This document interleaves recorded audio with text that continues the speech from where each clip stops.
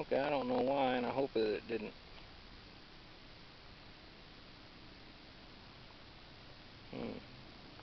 It just shut off. Okay, anyway, the clover's growing real nice. Got clover growing there. Oh, red wasp. That is, that's where Oreo is buried. She passed away during the winter. She was the mama of all the other kitties. She was only about a year and a half, 2 years old.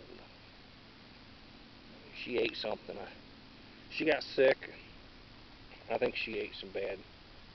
I think some food got some mold in it or something, and she ate a bunch of it, and it ended up making her real weak, and she passed away. So she ate something, I'm not sure what. So here we got some apple trees. So you get some apple blossoms. They look a lot redder in real life than they do on. This is just a cheap camera that I bought for like 30 bucks. You know.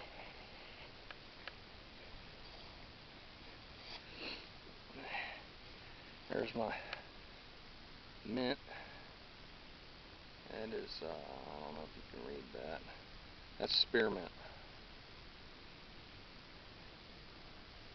It's spearmint, and all that other stuff, that's all clover. I planted some clover in there. And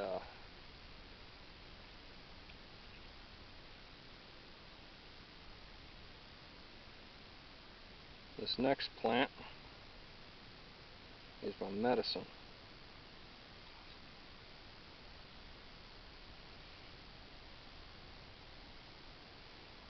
But it's legal to grow here in Oklahoma now, as long as you have a license. You got to get a license.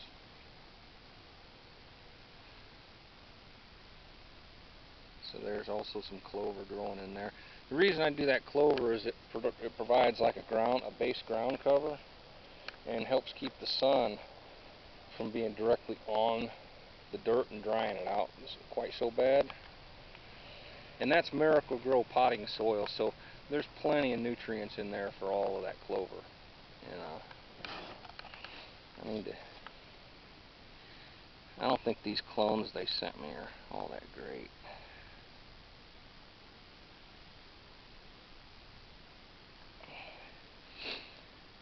I think it was kind of stunted a little bit. It's starting to recover and grow. Here's all my fireworks. This is where I light my fireworks off every 4th of July. As you can see, I haven't moved the trailer in a while. Probably going to have to do that at some point.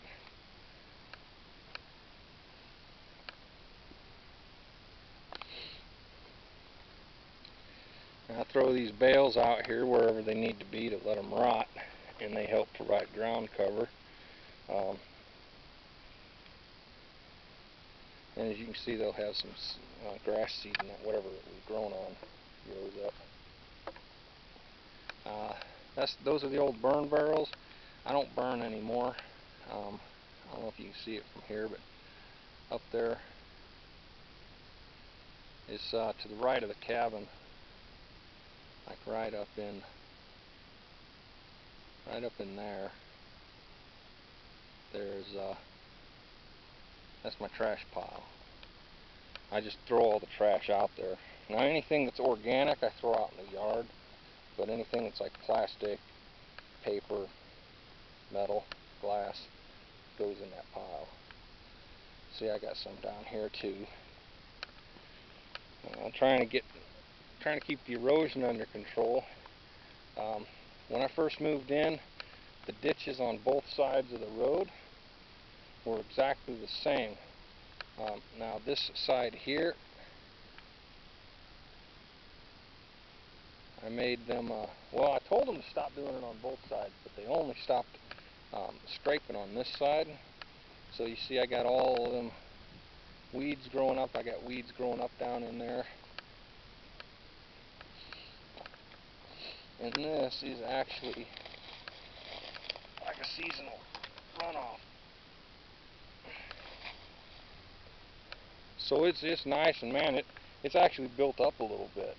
because all of the material that was washing down from the neighbors' properties ended up getting stopped.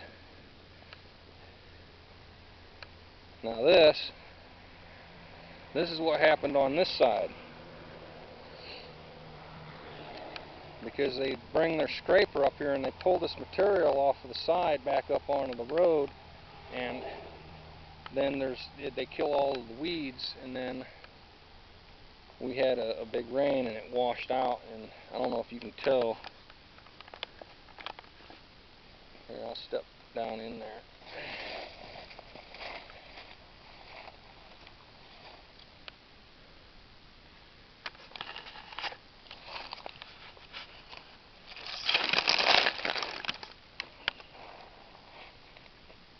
See, this is about 2.5, 3 foot deep here.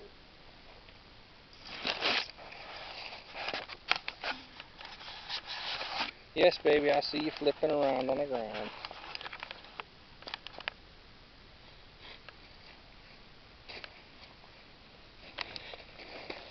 Oh.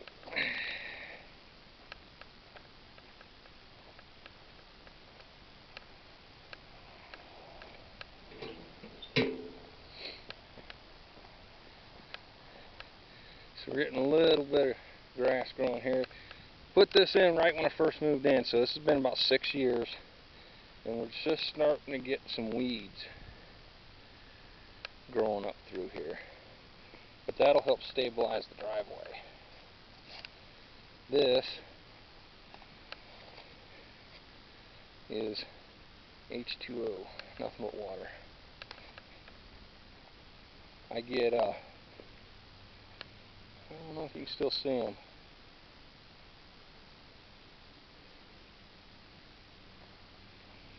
We get horses to come up. Some people bring their horses up this road every now and then.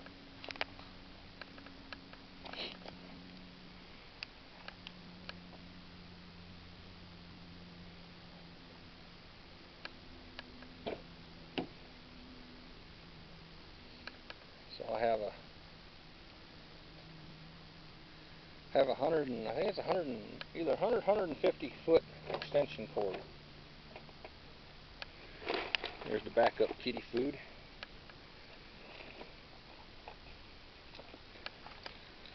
Keep Gatorade in here.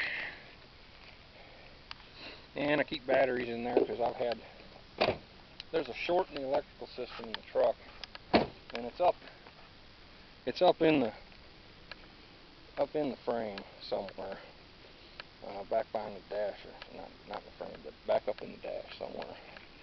I can't get to it. So I just jump start the truck every time I go somewhere. Those are the compost buckets. This is a peach tree. It's got some peach blossoms on it. I don't know.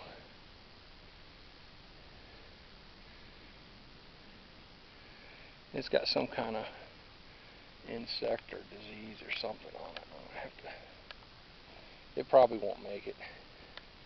My other one up in there died after a couple years. They don't do so well out here. That big one, that's a pear tree. That's a Bartlett pear. But let me go ahead and go over here. This, I believe, is actually the root stock that grew.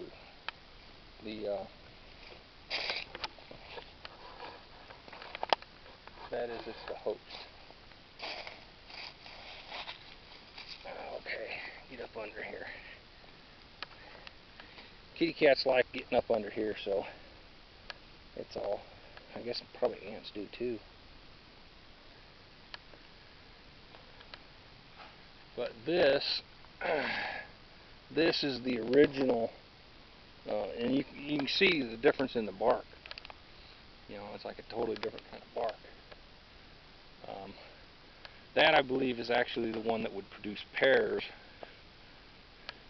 But it was damn near that high when I first put it in, and it just did not take off. But this part, the actual host, that's called the scion, and this is called the host. What is the host is the rootstock, and then the scion is the part that's on top that produces the fruit. And so what you do is you get a disease-resistant host for the rootstock, and then you get a highly productive scion for the top.